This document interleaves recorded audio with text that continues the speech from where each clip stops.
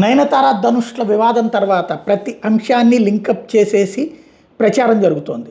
తాజాగా నయనతార చేసినటువంటి ఒక ట్వీట్ వాస్తవంగా అది ధనుష్ను ఉద్దేశించి కాదు, కానీ ధనుష్ను ఉద్దేశించినే అన్నటువంటి పాయింట్ జనాలు ఫీల్ అయిపోతున్నారు. అబద్ధాలతో పక్కవారి జీవితాలని నాశనం చేస్తే దానిని మీరు ఒక అప్పుగా భావించండి, ఏదో ఒకరోజు మీకు వడ్డీతో సహా తిరిగి వస్తుందని గుర్తుపెట్టుకోండి అంటూ నయనతార చేసినటువంటి ఒక ట్వీట్. అంటే ఒక సాధారణంగా ఈ అమ్మాయి కొన్ని కొటేషన్స్ పెడతా ఉంటుంది, అట్లాంటి కొటేషన్తో చేస్తే అది కాస్త ధనుష్ నీకే ఈ వార్నింగ్ అన్నటువంటి ప్రొజెక్ట్ చేస్తున్నారు.